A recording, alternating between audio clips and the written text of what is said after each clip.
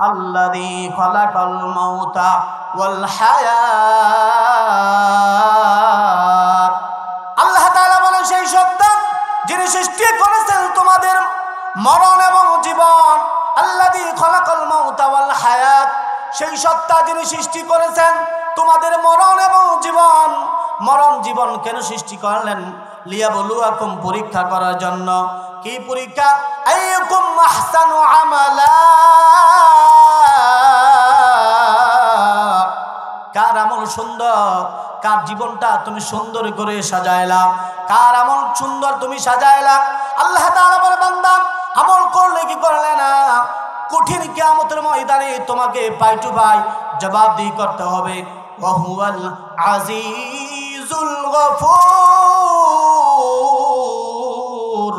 আল্লাহ তাআলা বলে বান্দা তুমি যত বড় অহংকার আর তাকাব্বুরি করো না কেন, যত বড় তোমার দাপট থাকুক না কেন, কাল কিয়ামতের কঠিন ময়দানে আমি আল্লাহর সামনে অবশ্যই তোমার গোটা জিন্দেগির হিসাব আদায় করতে হবে। জোরে বলেন ঠিক না বেঠিক? মুহতারাম হাজিরিন, আমাদের দুনিয়াতে বাহ্যিক দৃষ্টিতে বাবা তাকাইলে আমরা লক্ষ্য করে দেখি আমাদের জীবন আগে, মরণ পরে। দেয়াকুলোর মানুষ আগে মরে না, আগে জন্ম হয় আগে, তারপরে মারা যায়। জোরে বলেন ঠিক না বেঠিক? আস্তে আস্তে মার গর্ভ থেকে দুনিয়ার জমিনে প্রসব করে আস্তে আস্তে বয়সের পর্যায়ে এক সময় সে পৃথিবী থেকে বিদায় হয়ে যায়। কোনো সন্তান আবার মার গর্ভে মারা যায়, কোনো সন্তান আবার মার গর্ভে থেকে আসার পরে মারা যায়। আল্লাহ তাআলা বলেন হে মানুষ, আমি আল্লাহ তাআলা সৃষ্টি করলাম মরণ এবং জীবন। তাহলে আমাদের জীবন আগে, মরণ পরে। কিন্তু রব্বুল আলামিন আমাদের মরণের কথা আগে উল্লেখ করলেন কেন? আমার প্রিয় বন্ধুগণ, মুফাসসিরে কেরাম যারা আয়াতের বিশ্লেষণ করেন, আয়াতের ব্যাখ্যা করেন যারা, তারা বলেন এ পৃথিবীর মানুষেরা, ও মুসলমান বাবারা, ও পর্দার আড়ালের আম্মা জানেরা, আপনি মা যেই দুনিয়ার জমিনে বসবাস করেন গো মা, টাইম আপনার কতটুকু, আপনার হায়াত কতটুকু, আপনার জীবন কতটুকু? রব্বুল আলামিন বলেন বান্দা তোমার হায়াত কতটুকু জানো? আমি আল্লাহ তাআলা তোমার হায়াতের উল্লেখ করি নাই, তোমার মরণ আগে উল্লেখ করলাম কেন? মুফাসসিরে কেরাম বলেন এক নাম্বার কারণ হলো তোমার যে জীবন, তোমার যে হায়াত, এক সেকেন্ডের কিন্তু গ্যারান্টি নাই। জোরে বলেন সুবহানাল্লাহ। গ্যারান্টি আছে? গ্যারান্টি আছে? বলেন বাবা, আপনারা বলছেন গ্যারান্টি নাই, বক্তা ওয়াজ করেছে গ্যারান্টি নাই। ও মা, ওয়াজ শুনতেছেন, আপনি যে বাড়িতে যায় আপনার বেডে আবার শুইতে পারবেন, তার কোনো গ্যারান্টি নাই। মুরব্বী বাবারা, যুবক ভাইরা, কিসের দুনিয়াতে আমরা বসবাস করি? ও মুসলমান, মৃত্যু কখন আসে? গত বছরও আপনাদের সাথে ছিল সাফির দাদা। এলাকার মধ্যে অনেক মানুষ আজকে দুনিয়াতে না, আজকে আমাদের কবরের সামনে বসছি বাবা। ও মুসলমান, আল্লাহর রাসূল সাল্লাল্লাহু আলাইহি সাল্লাম বলেন, শায়েখ জাকারিয়া রাহমাতুল্লাহি আলাইহি তাকরির বুখারীর মধ্যে এনেছেন, ও মুসলমান, আমরা যখন দুনিয়াতে আমরা জন্মগ্রহণ করি, আমাদের ডান কানে বাবা আজান দেওয়া হয়, আমাদের বাম কানে ইকামত দেওয়া হয়। জোরে বলেন ঠিক না বেঠিক? ও মুসলমান, মুসলমানের সন্তানের ডান কানে আজান দেওয়া হয়, বাম কানে ইকামত দেওয়া হয়। কেন আমাদের ডান কানে আজান দেওয়া হয়, কেন আমাদের বাম কানে আজান দেওয়া হয়? আম্মা জান, ও মা, ভালো করে শুনেন, জীবনে বহু ওয়াজ শুনেছেন গো আম্মা জান। ও যুবক ভাইয়েরা, মুরব্বী বাবারা, আমাদের ডান কানে আজান, বাম কানে ইকামত দেওয়া হয়। আমাদের কতটুকু আজকে শোনেন কোরআনে কারিম কি বলে? আল্লাহর নবী বলেন ডান কানে আজান দেওয়া হয়, বাম কানে ইকামত দেওয়া হয়। মুসলমান, তুমি তোমার সন্তান জন্মগ্রহণ করলে আজান ইকামত দিয়ে দাও। কেন? জানাজার একটা নামাজ আছে, ওই নামাজ হলো ফরজে কিফায়া। দেয়াকুলের মুসলমান, আমি আপনাদেরকে বলতে চাই, এই কবরস্থানের সামনে বহু লোকের জানাজা আপনারা পড়েছেন। আগে বলেন তো দেখি, জানাজার নামাজ আজান ইকামত আসেনি? জোরে বলেন আসেনি? না না না না। ও মুসলমান, জোরে নামাজ আপনারা পড়েছেন, আজান হয়েছে, 1টা বাজে 1:30টার সময় নামাজ হয়েছে। ও আম্মা জানেরা ভালো করে শুনুন গো মা, ও মুরব্বী বাবারা, ও নামাজ ছাড়ুন না বাবারা, ও দুনিয়ার মানুষেরা যারা দুনিয়ার প্রতি ভালোবাসা প্রেম জুগাইছ, আল্লাহকে ভুলে গেছো, খবর ভুলে গেছো।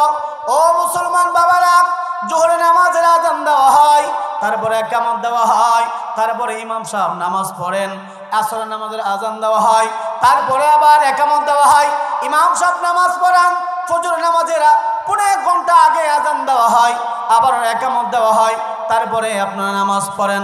মুসলমান, আপনারা আমার সাথে একমত হয়ে তাহলে জবাব দিবেন, আমরা জানাজার নামাজে আজান ইকামত আসেনি? না না না, আজান ইকামত নাই। ও মুসলমান, 5 ওয়াক্ত নামাজ পড়লেন, আজান দিলেন, ইকামত দিলেন, কিন্তু ওই নামাজটা তো বাবা ফরজে কিফায়া, আজান ইকামত তো দিলেন না। বলে কেন দিলেন না? ও মুসলমান, জন্মের সময় মুসলমান যখন জন্মগ্রহণ করে ডান কানে আজান আর বাম কানে ইকামত দিয়া কেন দেওয়া হয়? শায়েখ জাকারিয়া রহমতুল্লাহি আলাইহি তাকরির বুখারীর মধ্যে লেখেন, আল্লাহর নবী বলেন, মুসলমানের সন্তানদেরকে এলান করে দেওয়া হয়েছে, ও মুসলমানের সন্তান, তুমি ইহুদির সন্তান না, তুমি খ্রিস্টানের সন্তান না, তুমি মুসলমানের সন্তান। তোমার ডান কানে আজান আর বাম কানে ইকামত দেওয়া হয়েছে। আজান ইকামত হয়ে গেলে আর নামাজের টাইম তেমন বেশি বাকি থাকে না। ইমাম সাহেব ইকামতের পরে নামাজ শুরু করে দেয়, আজান ইকামত হয়ে গেছে, এখন শুধু তোমার বাকি আছে নামাজের। কিসের টাইম আছে? জোরে বলেন। নামাজের। নামাজ কখন হবে? গ্যারান্টি আছে? আল্লাহ নবী বলেন, আল্লাহ নবী বলেন, ও সাহাবীরা, আপনারা বলেন দেখি মরণকে কে কতটুকু দূরে মনে করেন? সাহাবী বলেন, হুজুর ফজর পড়ছি, জোহর পড়তে পারবো বলে বিশ্বাস আমরা করি না। আরেকজন সাহাবী বলেন, হুজুর আসর থেকে মাগরিবের টাইম অল্প টাইম, বিশ্বাস হয় না, মাগরিব পড়তে পারবো। আল্লাহর নবী বলেন, না না না, এতটুকু দূরে মরণ নয়, আরো অনেক কাছে। আমার থেকে আগে শোনো। বলেন, আমাদের ডান দিকে সালাম ফিরিয়েছি, বাম দিকে সালাম ফিরাতে পারবো বলে আমি নবীর বিশ্বাস নাই। আল্লাহর নবী বলেন, সাহাবীরা, এত লম্বা টাইম দূরে মরণকে মনে করো? আখিরাতের জন্য তোমাদেরকে সৃষ্টি করা হয়েছে, জান্নাতের জন্য তোমাদের সৃষ্টি করা হয়েছে। এই জন্য মুসলমান প্রত্যেকের জন্য এক একটা আল্লাহ তাআলা জান্নাত তৈরি করে রাখছেন। আল্লাহ নবী সাল্লাল্লাহু আলাইহি সাল্লাম বলেন, আমার কাছে মালাকুল মউত আসতে গেলে অনুমতি ব্যতীত আসতে পারবে না। আল্লাহ নবী সাল্লাল্লাহু আলাইহি সাল্লাম দীর্ঘটা অসুস্থ ছিলেন। নবীজি কিছুটা অসুস্থতা হলেন। আল্লাহর নবী সাল্লাল্লাহু আলাইহি সাল্লাম মসজিদে নববীতে নবীজি নামাজের শেষে সাহাবীদেরকে বললেন, সাহাবায়ে কেরাম, আপনারা নামাজের পরে একটু টাইম বসবেন, আমি আপনাদের সঙ্গে কিছু আলাপ করব। আল্লাহর নবী সাল্লাল্লাহু আলাইহি সাল্লাম নামাজের পরে আলোচনা শুরু করে দিলেন। মিম্বরে বসে পড়লেন, আল্লাহর নবী আলোচনা শুরু করলেন। প্রথম আলোচনা শুরু করে দিলেন, ও সাহাবায়ে কেরাম, আল্লাহ তাআলা তার কোন প্রিয় বান্দাকে অনুমতি দিয়েছেন, ইচ্ছা করলে আল্লাহর ওই প্রিয় বান্দা দুনিয়া নিয়ামতকে গ্রহণ করতে পারে, ইচ্ছা করলে আল্লাহর ওই প্রিয় বান্দা আখিরাতে নিয়ামতকে গ্রহণ করতে পারে। কিন্তু আল্লাহ তাআলার ওই প্রিয় বান্দা আখিরাতের নিয়ামতকে গ্রহণ করেছে। সাহাবায়ে কেরাম আপনারা যেমন ওয়াজ শুনতেছেন, সাহাবায়ে কেরাম এমনভাবে ওয়াজ শুনতেছেন, আল্লাহর নবীর আলোচনা, আল্লাহর পরিচয়, সম্মান, মর্যাদা, রাহমাতুল লিল আলামিন আলোচনা করতেছেন। সাহাবায়ে কেরাম আলোচনা শুনতেছেন, মনোযোগ সহকারে আলোচনাগুলো শুনতেছেন। আবু বকর সিদ্দিক রাদিয়াল্লাহু তাআলা আনহু, আল্লাহর নবী যখন এই কথাটা বললেন, আবু বকর সিদ্দিক, প্রিয় সাহাবী আবু বকর সিদ্দিক চোখ থেকে জার জার করে পানিগুলা পড়তে আরম্ভ শুরু করলো। জোরে কম সুবহানাল্লাহ। আবু বকর সিদ্দিক জার জার করে পানি ছেড়ে দিলেন। আল্লাহ নবী সাল্লাল্লাহু আলাইহি সাল্লামের সাহাবায়ে কেরাম আবু বকর সিদ্দিক রাদিয়াল্লাহু তাআলা আনহুকে বললেন, আবু বকর, ওয়াজ শুনলে শুধু আপনি চোখের পানি ছেড়ে কাঁদেন। বলেন, আবু বকর, আজকে কি কান্নার ওয়াজ হলো, কিসের জন্য কাঁদেন? আবু বকর বলেন, সাহাবায়ে কেরাম, আমি যে কারণে কাঁদতেছি আপনারা বুঝবেন না, আমাকে কাঁদতে দেন, আপনারা ওয়াজ শুনেন। জোরে বলেন সুবহানাল্লাহ। আবু বকর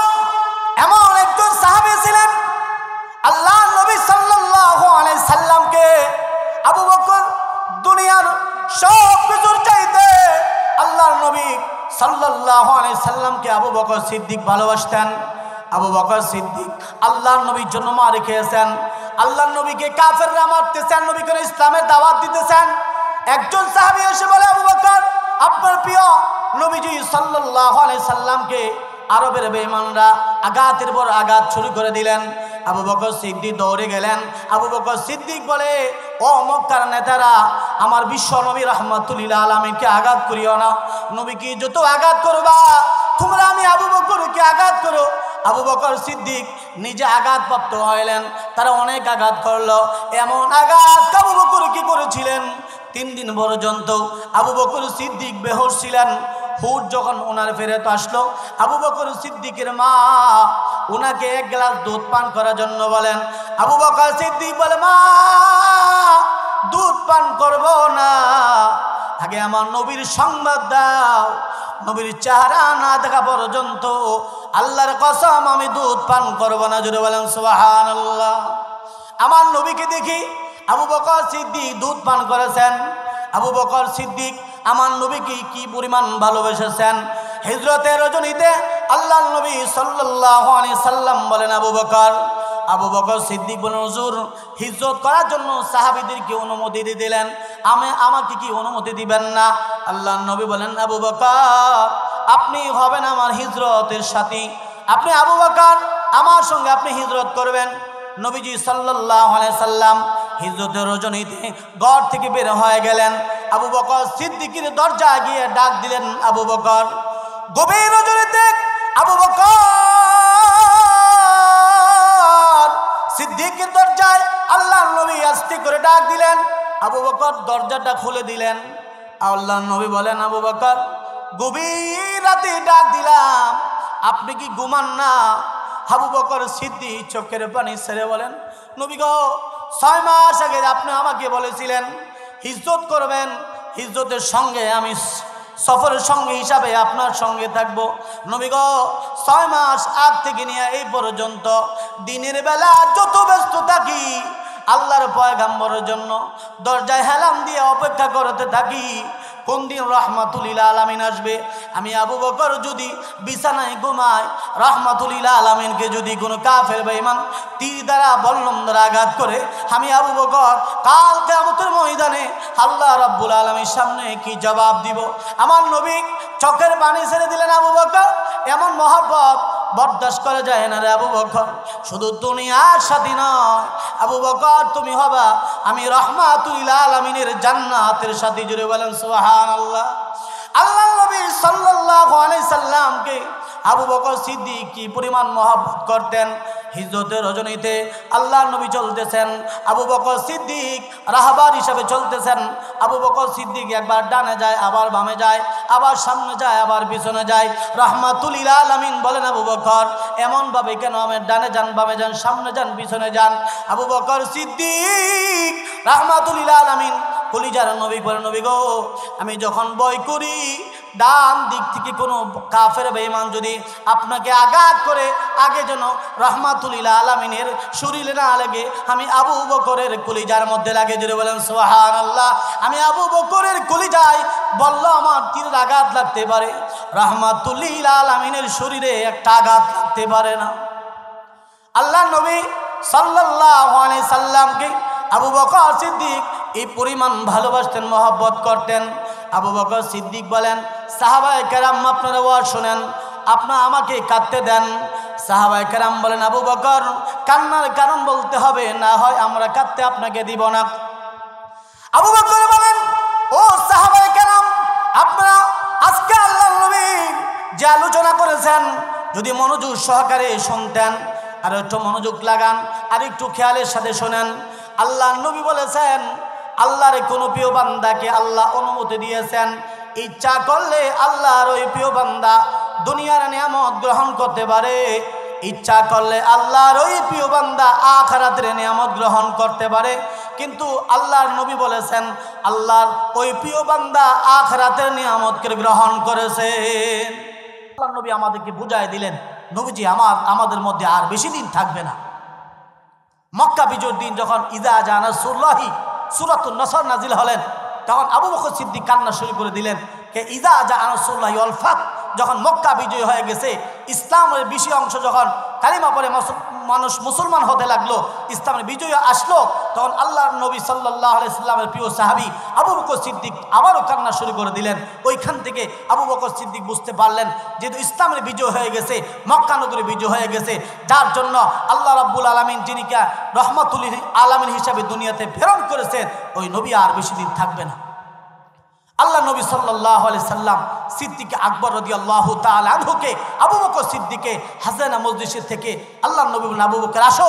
নবীজি মুআনাকা করলেন আর বলেন, আবু বকর, কেউ তো আমার ওয়াজটা বোঝে নাই, তুমি তো ওয়াজটা সকলকে বোঝায় দিলা। আল্লাহ নবী সাল্লাল্লাহু আলাইহি সাল্লাম পৃথিবী থেকে বাবা যেদিন বিদায় হয়ে যাবেন, আল্লাহ নবী সাল্লাল্লাহু আলাইহি সাল্লামের ঘরের সামনে মালাকুল মউত আজরাইল আলাইহিস সালাতু ওয়াস সালাম সালাম জানাই দিয়েছে, আসসালাতু ওয়াসসালামু আলাইকা ইয়া রাসূলুল্লাহ, আসসালাতু ওয়াসসালামু আলাইকা ইয়া হাবিবাল্লাহ, অনুমতি যদি দেন আমি আপনার ঘরে প্রবেশ করব। আল্লাহ নবী বলেন, ও ফাতেমা, আমার মা, কলিজা টুকরা মা, তাকায় দেখো না কে যেন বারবার সালাম দেয়। ফাতেমা রাদিয়াল্লাহু তাআলা আনহা বললেন, কে আসলো আমার আব্বাকে সালাম দেয়? ফাতেমা রাদিয়াল্লাহু তাআলা আনহা বাবা দরজার সামনে গেলেন, গিয়ে দেখে বিশাল আকৃতির একটা মানুষ, পুরাটা শরীর চাদর দিয়া ঢাকা। ওই ফাতেমা রাদিয়াল্লাহু তাআলা আনহা এমন ভয়ঙ্কর আকৃতির মানুষ জিন্দেগিতে কোনোদিন দেখে নাই, মক্কা মদিনার সঙ্গে যার কোনো সূরত মিল নাই। হযরতে ফাতেমা ভয়ঙ্কর আকৃতি দেখে আবারও ফিরে আসলেন। আল্লাহ নবীকে বলতেছেন, আব্বা জান, এমন আকৃতির মানুষ জিন্দেগিতে কোনোদিন দেখে নাই। আল্লাহ নবীর মাথা মুবারক ব্যথা, বুক মুবারক ব্যথা। আল্লাহ নবী বহু কষ্ট করে দরজার দিকে তাকাইলেন, এমন বলতেছে, মা, সে মক্কার নয়, মদিনার নয়, হাদা মালাকুল মউত। জোরে বলেন সুবহানাল্লাহ। হযরতে ফাতেমা বলেন, আব্বা, আজরাইল আলাইহিস সালাতু ওয়াস সালাম আপনি আজকে 14 থেকে 15 দিন যাবত অসুস্থ, একদিনই তো আসতো না, আজকে কেন আসলো? আমার বুঝতে বাকি নাই আব্বা, আমাদের এ থেকে ইতিম করে আপনি বিশ্ব নবীকে আখিরাতের জন্য নিয়ে যাবে আজরাইল। আব্বা, আমি অনুমতি দিব না। আল্লাহ নবী বলে, মা, আজরাইলকে দরজা বন্ধ করে আটকানো যায় না গো মা। আজরাইলকে আল্লাহ তাআলা বিশেষ পাওয়ার দিয়েছেন, কোন নবীর কাছে আজরাইল অনুমতি নেয় না। আমি আল্লাহর প্রিয় নবী রাহমাতুল লিল আলামিন, আল্লাহর পরে আমার সম্মান মর্যাদা আল্লাহ তাআলা দিয়েছেন। আমি বিশ্ব নবীর খাতিরে আজরাইল আমার কাছে অনুমতি নিতে চাই। ও মুসলমান, আজকে যারা আপনারা কৃষি ক্ষেতের মধ্যে যাইয়া বলেন, হুজুর এখন অনেক কাজ চাপ, এখন কাজের মৌসুম, আমি আসতে পারবো না। মুসলমান বাবারা, মুরব্বী বাবারা, আমি আপনাদেরকে বলতে চাই, আজরাইল যখন আসবে কারো কাছে অনুমতি চাইবেনি, চাচা চাইবেননি? জোরে বলেন। ও মুসলমান, ও আম্মা জানেরা, সারা জাহানের বাদশা হিসাবে আল্লাহ পাক রব্বুল আলামিন পয়গম্বর দাউদ আলাইহিস সালাতু ওয়াস সালামের সন্তান পয়গম্বর সুলাইমান নবীকে আল্লাহ তাআলা দান করেছিলেন। জিন্নাতেরও বাদশা ছিলেন, মানুষেরও বাদশা ছিলেন, গোটা জাহানের পরিচালনা করতেন পয়গম্বর সুলাইমান আলাইহিস সালাতু ওয়াস সালাম। মালাকুল মউত আজরাইল আসতেন পয়গম্বর সুলাইমানের কাছে। পয়গম্বর সুলাইমান বাইতুল মুকাদ্দাস নির্মাণ করতেছিলেন। পয়গম্বর সুলাইমান আলাইহিস সালাতু ওয়াস সালামের বাইতুল মুকাদ্দাস দেখার জন্য গেলেন। আজরাইল হযরত সুলাইমান নবীর সঙ্গে সাক্ষাৎ হয়ে গেল। আজরাইল বলতেছে, আসসালামু আলাইকুম, কেমন আছেন? ভালো। আলাপ আলোচনা হয়ে গেল। বলে, কেন আসছেন? বলে, আপনাকে নেওয়ার জন্য আসছি। বলে, আমার তো এখনো মসজিদের কাজ বাকি আছে, কিছু টাইম দেন, আমার তো একটু টাইম দেন। আর হযরত আজরাইল আলাইহিস সালাতু ওয়াস সালাম বলেন, আপনাকে টাইম দেওয়া হইতেছে, আপনার জন্য একটু টাইম নির্ধারণ করে দেওয়া হলো, আমার তো এখনো অনেক কাজ বাকি আছে। হযরত আজরাইল আলাইহিস সালাতু ওয়াস সালাম বলেন, আপনার যে টাইম হয়ে গেছে, সুতরাং মৃত্যুর জন্য তৈরি হয়ে যান, প্রস্তুত হয়ে যান। হযরতে সুলাইমান আলাইহিস সালাতু ওয়াস সালাম বললেন, আমাকে উঠ থেকে একটু নামার সুযোগ দেন, দাঁড়ানো থেকে বসার সুযোগ দেন। বলে, না না না না, ফাইদা জা আজালুহুম লা ইস্তাখিরুনা সাআতাও ওয়ালা ইস্তাকদিমুন। যখন আপনার মৃত্যু আসবে, দুনিয়ার যেখানে আপনি থাকেন না কেন, প্রত্যেক ওই জায়গার মধ্যে গিয়ে আজরাইল আপনাকে ধরবে। টাইম দেওয়া হবে না, বলে তওবা করার সময় দেওয়া হবে না। এখন আল্লাহর কাছে আত্মসমর্পণ করার সময় দেওয়া হয় নাই, পয়গম্বর সুলাইমান নবীকে সময় দেওয়া হয় নাই, আপনি আমাকেও সময় দেওয়া হবে না। আল্লাহর নবী সাল্লাল্লাহু আলাইহি সাল্লাম দুনিয়া থেকে বিদায় হয়ে গেছেন। 1 থেকে 2,24,000 পয়গম্বর প্রত্যেকে বিদায় হয়ে গেছেন, সাহাবায়ে কেরামও বিদায় হয়ে গেছেন। আপনারা আমার মতে অনেক আল্লাহর ওলি ছিলেন দুনিয়ার জমিনে, ওনারাও বিদায় হয়ে গেছেন। আপনারাও বিদায় হবেন কি হবেন না? ও মুসলমান, কোন জায়গায় মরবেন, কখন মরবেন? দেশে মরবেন না বিদেশে মরবেন? সৌদি মরবেন না মালয়েশিয়া মরবেন? আল্লাহ তাআলা বলেন 5টা জিনিস এমন আছে কোনো মানুষ কেউ জানে না সে কোন জায়গা মরবে, কখন মরবে, কোন অবস্থায় মরবে। আল্লাহর নবী বলেন নামাজের ডান দিকে সালাম ফিরাইছি, বাম দিকে সালাম ফিরানোর ক্ষমতা তোমার নাও থাকতে পারে। ও মুসলমান, কবরস্থান আমাদের সামনে, আমরা কবরস্থানের সামনে বসলাম। আমাদের কবরস্থানে যাইতে হবে, মৃত্যুর যন্ত্রণা কঠিন। আল্লাহর নবী বলেন একটা মানুষ যখন মারা যাবে, মৃত্যুর আগে একজন ফেরেশতা তাকে এসে বলে, ওরে আল্লাহর বান্দা, আমি তোমার খাদ্যের জন্য নিয়োজিত ছিলাম, তাম পৃথিবী ঘুরে ঘুরে তোমার জন্য এক লুকমা খাবার আমি বের করতে পারি নাই, আমি তোমার থেকে সালাম নিলাম। আরেক ফেরেশতা এসে বলবে, ওরে আল্লাহর বান্দা, গরমের দিনে তোমাকে গরম এরকমভাবে ঠান্ডা পানি, ঠান্ডার দিনে তোমাকে গরম পানি, যত পানি আছে আমি ব্যবস্থা করতাম, তাম পৃথিবী ঘুরে ঘুরে তোমার জন্য এক বিন্দু পরিমাণ পানি পায় নাই, আমি তোমার থেকে বিদায় নিলাম। আরেক ফেরেশতা এসে বলবে, ওরে আল্লাহর বান্দা, যে কদম ফেলতা, যে কদম দিয়ে তুমি বাজারে যাইতা, যে কদম দিয়ে তুমি ওয়াজের মঞ্চে যাইতা, তাফসীর মাহফিলে যাইতা, এই কদম আমি ব্যবস্থা করতাম। আজকে তাম পৃথিবী ঘুরে ঘুরে তোমার জন্য একটা কদম ফেলাইবা, এতটুকু সময় আমি পাই নাই, এতটুকু টাইমও আমি পাই নাই, আমি তোমার থেকে বিদায় নিলাম। আরেক ফেরেশতা এসে বলবে, ওরে আল্লাহর বান্দা, আমি তোমার হাফ ডাউন যে শ্বাস গ্রহণ করতা, শ্বাস ফেলতা আবার নিতা, তুমি মনে করতা তোমার জুড়ে হয়েছে, না না না, আমি তোমার ব্যবস্থা করতাম। আজকে তামাম পৃথিবী ঘুরে ঘুরে তুমি এক মুহূর্তের জন্য শ্বাস ফালাইবা, এতটুকু আমি পাই নাই, বিদায় হয়ে গেলাম।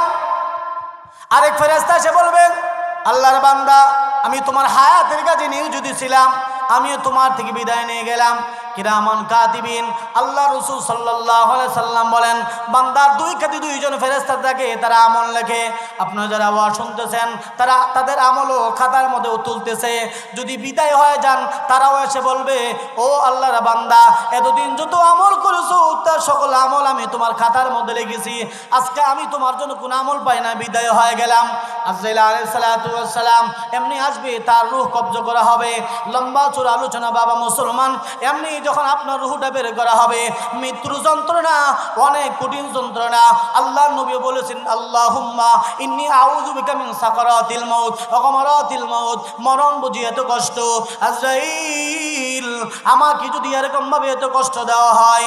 আজরাইল বলেন, হুজুর শুধুমাত্র আপনার সিনা মোবারকে হাত রাখলাম, এত যদি কষ্ট হয় গো, আদম পয়গম্বর থেকে নিয়া ঈসা নবী পর্যন্ত, আপনার নবী মুহাম্মদ রাসূলুল্লাহ সাল্লাল্লাহু আলাইহি সাল্লাম পর্যন্ত যত মানুষের জান কবজ করেছি করব, এত সহজে কারো রূহ আমি কবজ করি নাই, শুধু হাত রাখছি।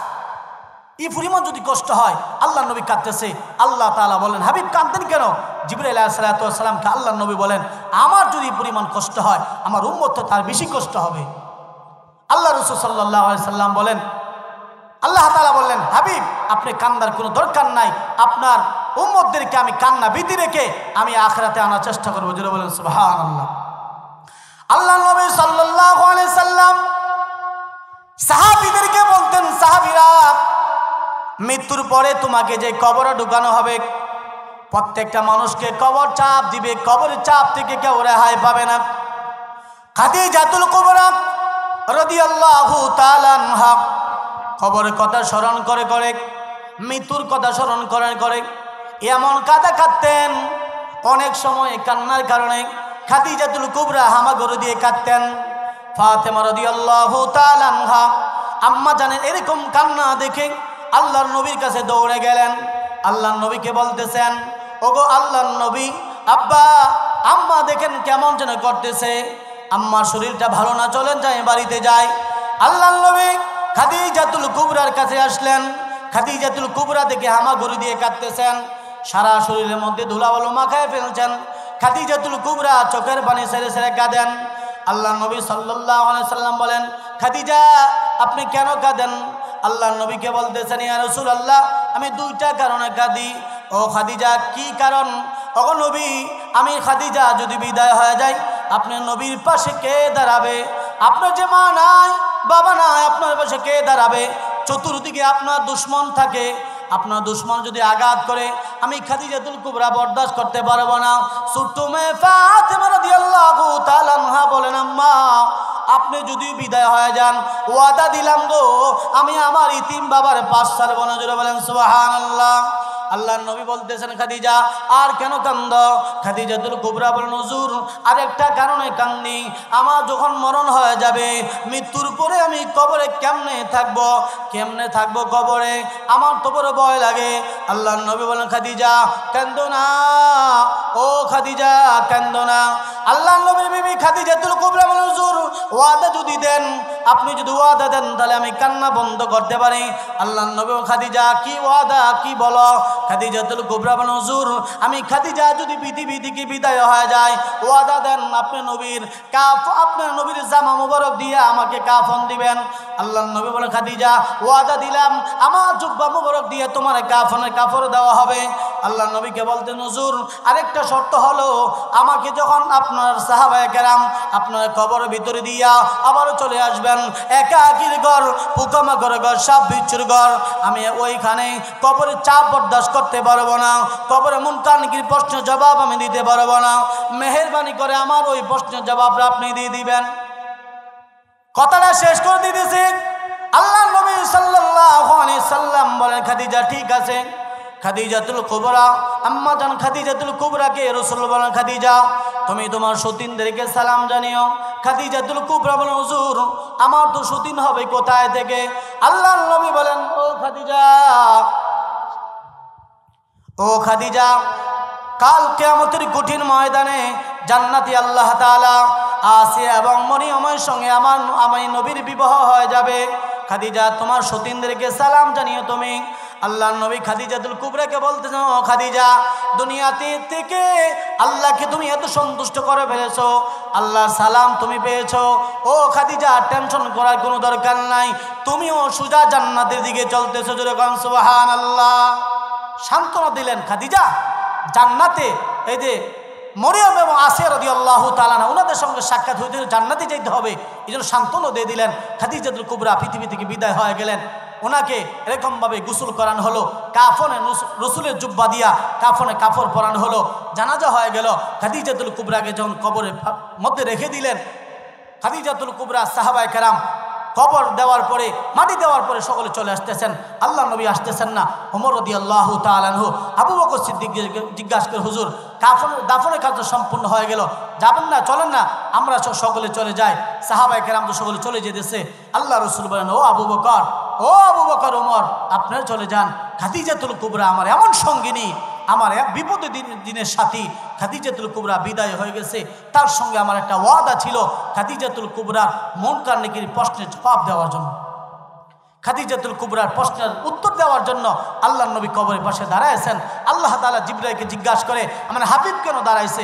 বলে, হুজুর আপনার খাদিজা তো এই প্রশ্নের উত্তর দিতে পারবে না, এই জন্য নবীকে জিম্মাদারি বানাইছে। আল্লাহ তাআলা বলেন, আমার খাদিজার কবরে প্রশ্ন করার জন্য মুনকার নাকির যাবে না, আমি আল্লাহ খাদিজার প্রতি সন্তুষ্ট। জুড়ে বলেন সুবহানাল্লাহ। আল্লাহ রাসূল বলেন, এইভাবে প্রত্যেকটা মুসলমানকে চাপ দেওয়া হবে। কবরের চাপ আমরা বরদাস্ত করতে পারবো না, মৃত্যুর যন্ত্রণা বলে কঠিন যন্ত্রণা। এই যে আমরা প্রত্যেকে বিদায় হয়ে যাব, বিদায় হওয়ার পরে এখানে আমাদের কবরস্থান, প্রত্যেকে ওইখানে ঢুকতে হবে।